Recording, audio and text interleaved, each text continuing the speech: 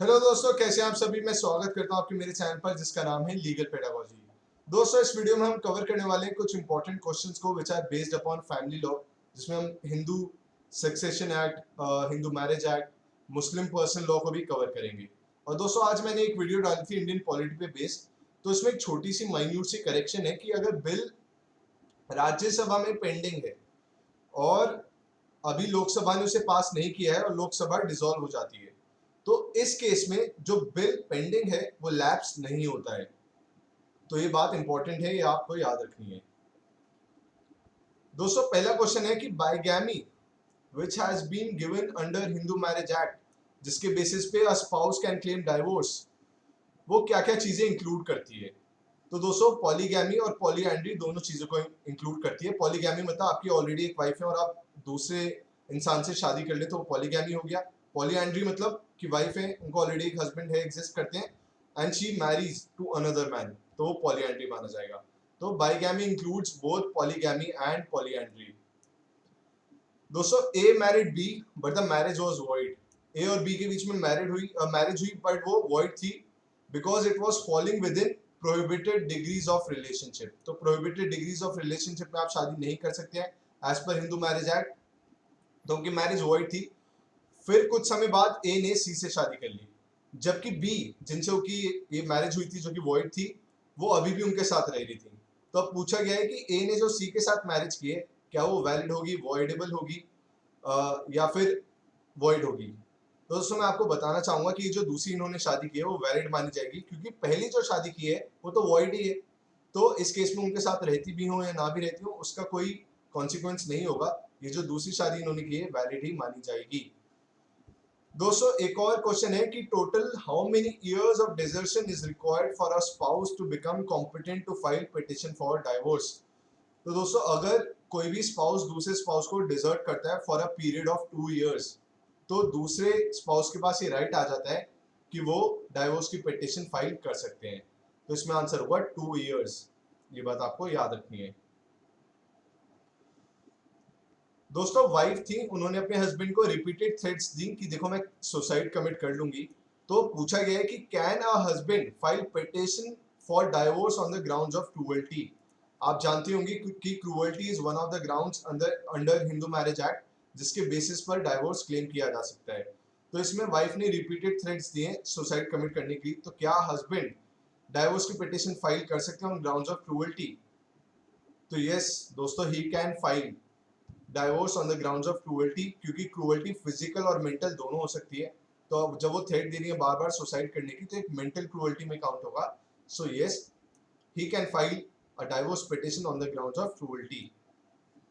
अगला है कि succession to the Hindu male who dies intestate is governed by dash of the Hindu succession act. तो दोस्तों, इंटरस्टेट का आप मतलब समझते होंगे कि जब कोई हिंदू मेल विदाउट विल मर जाता है, तो उसके बाद उनकी जो प्रॉपर्टी होती है वो को पार्टनर्स में डिवाइड हो जाती है। एज पर लीगल 1 हेयर पहले आती है, फिर लीगल 2 हेयर के पास जाती है, लीगल थर्ड लीगल हेयर, फिर 4 लीगल हेयर्स। तो इसमें पूछा गया है कि जो हिंदू मेल की प्रॉपर्टी कैसे सक्सीड करेगी इफ ही डाइज इंटरस्टेट, वो किस सेक्शन में दिया गया है। तो दोस्तों, वो दिया गया है under section 10 of Hindu succession act.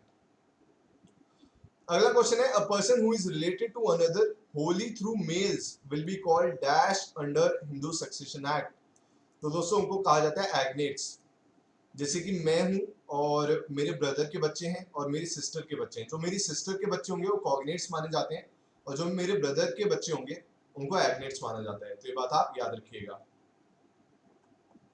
अगला क्वेश्चन है, how many categories of heirs are there as per section 8 of Hindu succession act.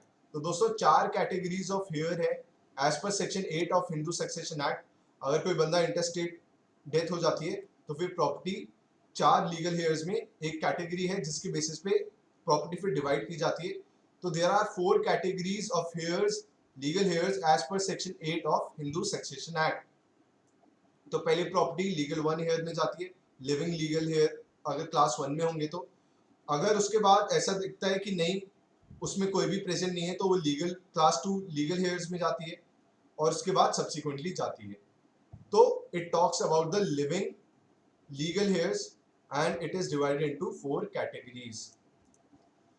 अगला है कि remedy of restitution of conjugal rights is available to both husband and wife. Conjugal rights का मतलब होता है to have the company of the other, so it is a matrimonial right और ये available होता है दोनों को, हस्बैंड और वाइफ को। अगला क्वेश्चन है under Muslim law when the offer of divorce is given by wife it is called, अगर ऑफर डाइवोर्स का वाइफ देती है और डाइवोर्स हो जाता है तो उसको खुला कहते हैं। तो ये बात आप याद रखिएगा, इंपॉर्टेंट है, पूछा जा सकता है।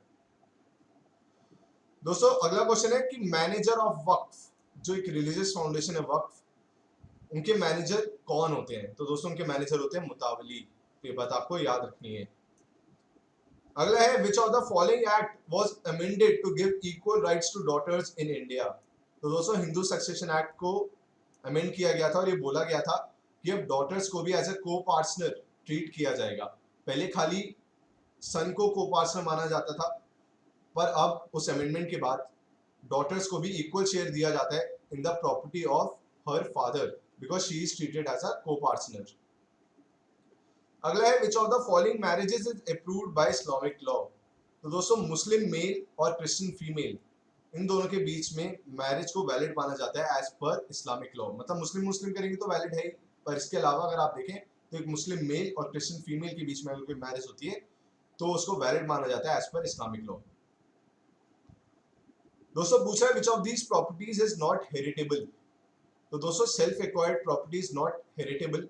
सेल्फ एक्वायर्ड प्रॉपर्टी क्योंकि एंसेस्ट्रल प्रॉपर्टी नहीं होती है, तो सेल्फ एक्वायर्ड प्रॉपर्टी जब किसी इंसान की होती है तो वो खुद के हिसाब से प्रॉपर्टी दे सकता है। वो चाहे तो अपने बेटे को ही, एक ही बेटे को दे दे और बाकी बेटों को ना दे अपनी प्रॉपर्टी विल के थ्रू। पर अगर वो हेरिटेबल है प्रॉपर्टी तो वो ऐसे नहीं कर सकते, तब उन्हें इक्वली देना पड़ेगा अपने बेटों के बीच में वो प्रॉपर्टी को।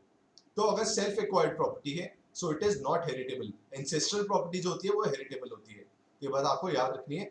So self acquired property is not heritable. अगला है कि मुस्लिम रिलीजियस फाउंडेशंस को क्या कहा जाता है। तो मुस्लिम रिलीजियस फाउंडेशंस को कहा जाता है वक्फ। तो ये बहुत बार पूछा गया क्वेश्चन, ये आपको याद रखना है। तो दोस्तों ये थी एक छोटी सी वीडियो ऑन फैमिली लॉ। अगर आपको ये सीरीज पसंद आ रही है तो वीडियो को लाइक जरूर करिएगा। Thank you so much.